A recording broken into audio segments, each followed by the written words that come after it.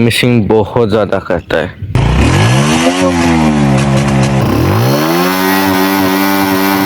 इसका साउंड बिल्कुल मज़े का नहीं। छप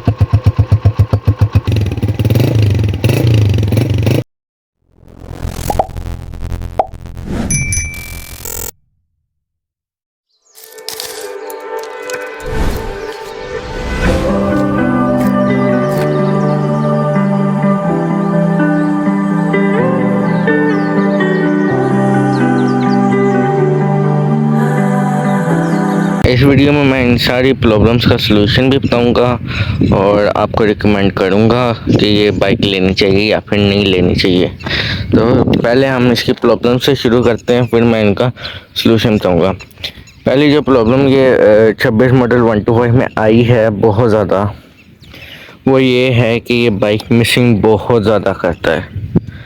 तो उसका अगर आप चेक भी करवा लो ना डीलरशिप पे, तो वो यही रिकमेंड करते हैं कि इसका स्पार्क प्लग चेंज करवा लें, जो कि मैं बिल्कुल रिकमेंड नहीं करता। बिकॉज जेन्युइन पार्ट को कभी भी चेंज नहीं करवाना चाहिए बिला वजह, अनटिल अनलेस वो चीज़ ख़राब हो। अब इसका सलूशन भी मैं आपको बताता हूँ, पहले मैं इसकी सारी प्रॉब्लम्स की बात कर लूँ।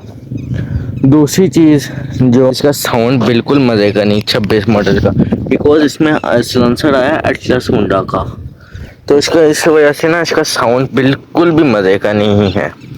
जो इसे पीछे 25 मॉडल आए थे उनमें मुख्तलिफ सिलेंसर्स आए थे, डिफरेंट सिलेंसर्स आए थे, जैसे कि एटलस होंडा भी आया था, KYH भी आया था, और भी काफ़ी ज़्यादा ब्रांड्स के सिलेंसर आए थे। लेकिन 26 मॉडल में उन्होंने ये कर दिया कि अब सिर्फ इसके अंदर एटलस होंडा का ही सिलेंसर आता है, इसके अलावा कोई सिलेंसर नहीं आता। और अब इसकी बात कर लेते हैं इसके स्पार्क प्लग के मिसिंग प्रॉब्लम के बारे में। मिसिंग प्रॉब्लम ना सारी ये जो छोटा सा स्पार्क प्लग है ना, ये मैं आपको उतार के भी दिखाऊं, ये चेक करें, ये वाला स्पार्क प्लग, इसके अंदर सारी प्रॉब्लम आती है। सलूशन भी बता देते हैं। इसका सलूशन ये है कि आपने एक दफ़ा, ये सिर्फ आपने किसी एक्सपीरियंस्ड बंदे को आपने ये बाइक चेक करवानी है, ये प्रॉब्लम चेक करवानी है। नॉन एक्सपीरियंस बंदा आपको सिर्फ यही रिकमेंड करेगा कि इसका स्पार्क प्लग चेंज करवा लें, जो मैं बिल्कुल रिकमेंड नहीं करता। बिकॉज ये जेन्युइन स्पार्क प्लग है और मैं इसको जेन्युइन ही यूज़ कर रहा हूँ, अभी तक ये जेन्युइन है। और मैं आपको इसका RPM टेस्ट भी करवा देता हूँ। मेरे पास अगर कोई पुरानी वीडियो पड़ी हुई जिस पे ये मिसिंग कर रहा था, तो वो वीडियो भी मैं ये आके लगा दूँगा।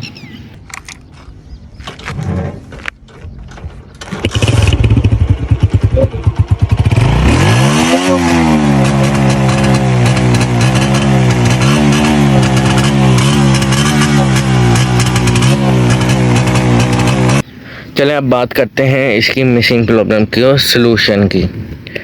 आपने बस ये करना है कि आपने सिर्फ एक एक्सपीरियंस बंदे के पास, एक्सपीरियंस्ड मैकेनिक के पास जाना है, बेशक वो एटलस होंडा का हो या एटलस होंडा के बाहर का हो।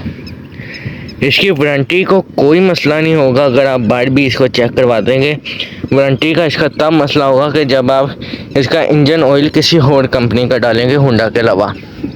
इंजन ऑयल की तरफ आते हैं, पहले इसका सलूशन बता देता हूँ। इसका सलूशन सिर्फ ये है कि ये आपने खुलवाना है। इसके अंदर जो नीचे वाली साइड होती है ना, ये ऊपर वाली साइड निब है, ये नीचे वाली जो इसके अंदर साइड होती है, मैं आपको जूम करके दिखाता हूँ। इसकी जो नीचे वाली साइड होती है ना, ये जब खोलेंगे उतारेंगे तो नीचे वाली साइड है। अपने एक्सपीरियंस बंदे ने सिर्फ इसको सेट करना है, उसने इसको स्पार्क प्लग को सिर्फ सेट करना है और इसकी मिसिंग प्रॉब्लम्स बिल्कुल ख़त्म हो जाएंगी। और दूसरा जो एक मसला मुझे आया है कि ये बाइक बिल्कुल भागता नहीं है। ये मैक्सिमम 100 पे जाता है, 100 से ऊपर ये बाइक नहीं जा रहा। इसके अंदर सारा कुछ स्टॉक लगा हुआ है और लेकिन इसकी स्पीड नहीं बढ़ रही, 100 से ऊपर नहीं जा रहा। और दूसरी प्रॉब्लम की बात करें तो ये मडी गार्ड आप देख रहे हैं, ये मडी गार्ड ऊपर करें, अगर ऊपर आप कर दें ना, लाइक ये अभी स्टॉक है, बिकॉज ये प्रॉब्लम आ रही है, ये ऊपर नहीं हो रहा, ये स्टॉक है। इसको ऊपर अगर आप करते हैं ना, तो ये तो ऊपर हो जाएगा इजीली, बट ये सीट बंद नहीं होगी, क्योंकि ये देखने ये बंद नहीं होगी सीट। लेकिन वो भी अगर आप किसी एक्सपीरियंस बंदे को चेक करवाएंगे। अभी हम जाएंगे थोड़ी देर तक। पहले इस तक मैंने इसकी दो प्रॉब्लम्स आपके साथ शेयर कर दी हैं, एक मिसिंग की प्रॉब्लम और ऊपर ये मडगार्ड ऊपर करके सीट बंद नहीं होती, ये प्रॉब्लम। और अब इसकी तीसरी प्रॉब्लम की बात करते जाएं तो वो आती है, तो एक कंपनी जो आपको इसकी वारंटी नहीं देती, ऐसा मुझे मैकेनिक ने कहा। लेकिन मैं एक दो डीलरशिप्स और जाऊंगा और इसकी कोशिश करूंगा कि इसकी वारंटी मुझे मिल जाए। लास्ट वीडियो मैंने 2 वीडियोस पहले भी ये बताया था कि उन्होंने मुझे इस चीज़ की वारंटी नहीं दी, ये ख़राब हो गया था। लेकिन मैं कोशिश करूंगा कि मैं 2-3 डीलरशिप्स हो जाऊं और इस चीज़ की वारंटी लाजमी लूं। चलें, ये तो हो गई इसकी कॉन्स। अब की प्रोज की बात करते हैं। यार ये बाइक से वही बंदा लेता है जिसको मेंटेनेंस ज़्यादा एक्सपेंसिव ना पड़े और ये बाइक उसके लिए सूटेबल हो। और ये बाइक किसके लिए सूटेबल है? ये बाइक सिर्फ सिटी यूज़ के लिए बहुत ज़्यादा अच्छी है। मेंटेनेंस भी बहुत अच्छी, बहुत ज़्यादा कॉस्टली नहीं है, काफ़ी चीप मेंटेनेंस है इसकी। बिकॉज ये बाइक तकरीबन 1200-1300 किलोमीटर, नई बाइक की बात कर रहा हूँ, पुरानी बाइक की भी मैं बताता हूँ। 1200-1300 किलोमीटर के बाद सिर्फ इसका ऑयल चेंज की ज़रूरत होती है और 2 ऑयल चेंज के बाद आपको में भी ज़रूरत हो इसकी ट्यूनिंग की होती है। अच्छा, ट्यूनिंग मुझे ये समझ नहीं आता कि इसको ट्यूनिंग क्यों कहते हैं। बिकॉज ट्यूनिंग तो वो होती है जिसमें बाइक को या गाड़ी को ट्यून किया जाए। इसको मेरे ख्याल हमें जनरल सर्विस का नाम देना चाहिए। इसकी सर्विस करवानी चाहिए आपको। अगर आपको फील हो कि बाइक में बहुत अंडर पावर फील हो रही है या बाइक बहुत ज़्यादा फ्यूल पी रही है, तो इसकी सर्विस की ज़रूरत होती है। अब मैंने बाइक को स्टार्ट कर दिया। अभी मैं इसको रेव नहीं करूँगा, एक्सीलेट नहीं करूँगा। अभी सिर्फ इसकी वैसे आवाज़ सुने।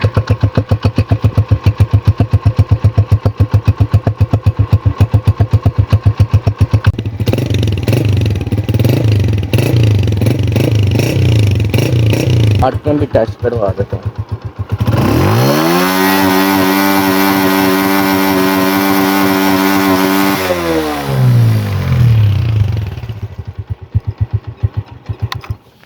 ये स्टॉक इसका प्लग है और स्टॉक की CDI यूनिट है। मैं आपको चेक करवाता हूँ। ये मैंने टापा उतार दिया और इसका जो CDI यूनिट है वो ये CDI यूनिट है इसका। तो वेट, मैं इसको आपको निकाल के भी चेक करवा देता हूँ। ये चेक करना, ये इसका बिल्कुल जेन्युइन CDI यूनिट है जो कंपनी से आया है, जेन्युइन। ये इसका ऊपर जो लिखा होता है वो भी आप पढ़ लें, बिल्कुल जेन्युइन CDI यूनिट है जो कंपनी से। अच्छा, अगर आप इसकी बाइक की फ्यूल एवरेज की बात करते चलें तो अभी तक जो मेरा एक्सपीरियंस है, मैंने बाइक तकरीबन 3000 किलोमीटर चला दी है, 2900 कुछ चला दी, ऑलमोस्ट 3000 किलोमीटर्स। फ्यूल एवरेज की बात करें तो मुझे 30 से 35 की ये फ्यूल एवरेज दे रही है। प्रॉपर कैलकुलेट नहीं की, प्रॉपर टेस्ट नहीं की, वो भी इंशाल्लाह हम बहुत जल्द इसकी फ्यूल एवरेज को टेस्ट करेंगे। ज़्यादा जो लोग होते हैं ना, वो बाइक लेते साथ उसका सिलेंसर चेंज कर देते हैं, जो कि मेरे ख्याल तो नहीं करना चाहिए। बिकॉज तब बाइक नहीं होती, सिलेंसर की कोई आवाज़ नहीं होती, मतलब उसका साउंड नहीं बना होता। तो इसको जैसे अभी मैंने 3000 किलोमीटर चला दी है, तो अब जो मुझे इसकी आवाज़ है ना वो काफ़ी मज़े की लगती है। जब कि नई ली थी तब बहुत ज़्यादा मुझे बुरी लगती थी आवाज़, लेकिन अब काफ़ी ठीक लगती है। मतलब बहुत ज़्यादा अच्छी नहीं कहूँगा, लेकिन ओके। फैक्ट्री प्रॉब्लम्स की बात की है, जैसे कि हमने मिसिंग बहुत ज़्यादा होती है, स्पीडिंग इसकी बहुत कम है मेरे अकॉर्डिंग 125। हम बात करते हैं इसके इंजन ऑयल की, कि इसके लिए इंजन ऑयल कौन सा बेस्ट है। नई बाइक्स के लिए भी बात करेंगे, 15,000 से ऊपर चली बाइक्स की भी बात करेंगे और 20,000 से ऊपर चली बाइक्स की भी हम बात करेंगे। तो पहले हम करते हैं न्यू बाइक्स की। 125 और 70 दोनों के लिए जो इंजन ऑयल बेस्ट है ना, वो 10W30 का ग्रेड बेस्ट है। मैं इसके अंदर जो इंजन ऑयल डलवाता हूँ वो 10W30 प्रो होंडा वाला जो गोल्डन पैकेजिंग वाला आता है वो वाला डलवाता हूँ। ऑयल चेंज करना चाहिए, वो 2000 किलोमीटर तक कहती है। गर्मियों में इसका इंजन ऑयल जो चेंज करना चाहिए अकॉर्डिंग टू माय एक्सपीरियंस, मैंने लास्ट इंजन ऑयल 1600 किलोमीटर्स पे चेंज किया था। तो मुझे जहाँ से मैंने डीलरशिप से चेंज करवाया था उसने भी बंदे ने कहा था, रिकमेंड किया था, और मैंने नेट पे भी काफ़ी वीडियोस देखी हैं डीलरशिप की, जो डीलरशिप के बंदों की, जो ये रिकमेंड करते हैं कि इसका जो नया होंडा है तो इसका जो इंजन ऑयल आपको चेंज करना चाहिए गर्मियों में, वो तकरीबन 1200 तक चेंज कर देना चाहिए। मतलब 1200 से नीचे 1200 से नीचे चली हो तो इसका इंजन ऑयल चेंज कर देना चाहिए। मेरी बाइक का इंजन ऑयल चेंज हुआ है 300 किलोमीटर पहले, मतलब 2600 किलोमीटर पे मेरा बाइक का इंजन ऑयल चेंज हुआ है, जो कि कंपनी के लिहाज से मैंने कंपनी को देखा था तो वो 2000 रिकमेंड करती है कि 2000 चलाने के बाद आप इसका इंजन ऑयल चेंज करो। मैंने फिर भी 1600 किलोमीटर के बाद इसका इंजन ऑयल चेंज किया, लेकिन इसका ऑयल इतना काला था ना, इतना काला था, मतलब बस मैं क्या ही कहूँ, बहुत ज़्यादा गंदा, जिससे मैं ख्याल इंजन भी डैमेज हो सकता था। तो मैं आपको रिकमेंड करूँगा कि इसका इंजन ऑयल तकरीबन 1200 पे चेंज कर दो नई बाइक का। अब इससे बात करते हैं 10,000 से ऊपर चली हुई हैं बाइक्स, उसके अंदर आपको 2040 या 10W40 का इंजन ऑयल ग्रेड यूज़ करना चाहिए। 125 या 70 की दोनों की बात कर रहा हूँ, और उसका इंजन ऑयल तो सा जल्दी चेंज कर रहे हैं, मतलब 800 किलोमीटर के बाद उसका इंजन ऑयल चेंज कर देना चाहिए। जो बाइक 10,000 से ऊपर चली हो, 20,000, 30,000, 40, 50 जितनी भी चली हो, उसका इंजन ऑयल आपको 800 किलोमीटर पे चेंज कर देना चाहिए। और जो बाइक 20,000 किलोमीटर के ऊपर चली हैं उसका इंजन ऑयल रिकमेंड में जो मैं करता हूँ, और जो बाइक को समझते हैं मैकेनिक हजरात, वो रिकमेंड करते हैं 20W50। मैं आपको ये रिकमेंड करता हूँ कि आपने अगर ये बाइक ली है, गाड़ी ली है, तो इसका जेन्युइन इंजन ऑयल यूज़ करो, ताकि कोई दूसरी कंपनी का, लोकल कंपनी का। हाँ, अगर आपने यूज़ करना तो ये किसी जर्मन कंपनी का यूज़ कर लो, जो काफ़ी ज़्यादा अच्छा हो, जिससे आपको लगे कि इसका इंजन को कोई डैमेज नहीं होगा। लेकिन उसका भी नुकसान एक है कि इसके इंजन की वारंटी ख़त्म हो जाती है। तो इस वजह से मैं तो जेन्युइन इंजन ऑयल रिकमेंड करता हूँ, बाकी आप लोगों की अपनी मर्जी है। इसकी टैंकी की अगर बात करें तो ये 9.2 लीटर्स की इसकी टैंकी है, और ये जो कलर है टैंकी का, इसकी वारंटी जो कंपनी देती है वो है ऑलमोस्ट 6 मंथ्स और 6,000 किलोमीटर्स, जो भी पहले पूरे हो जाएं उसकी वारंटी होती है। और इंजन की वारंटी होती है 20,000 किलोमीटर तक। तो मेरे ख्याल तो अच्छे, लेकिन कंपनी वारंटी दे देती है लेकिन क्लेम नहीं करती। अगर इसकी ट्यूनिंग की बात करें ना, तो ट्यूनिंग में क्या क्या होता है, मेनली जो चीज़ें आपको चाहिए रिकमेंड मैं करूँगा ना कि ट्यूनिंग में क्या क्या करवाना चाहिए आपको। मेनली जो चीज़ें आप लोगों को करवानी चाहिए ना, एयर फिल्टर साफ़ करवाना चाहिए। अगर इसके टैपिड क्या होता है, टैपिड ये जो ब्लैक वाला कवर है ना, इसके अंदर टैपिड होते हैं, ये आपको टाइट करवाना चाहिए। और कार्बोरेटर वगैरह इसका साफ़ करवाना चाहिए, कोशिश करें बिना खोले ही साफ़ करवा लें। अब काफ़ी मैकेनिक हजरात ये कहेंगे कि बिना खोले कैसे कार्बोरेटर साफ़ करें, हम खोलेंगे तो अंदर से साफ़ करेंगे।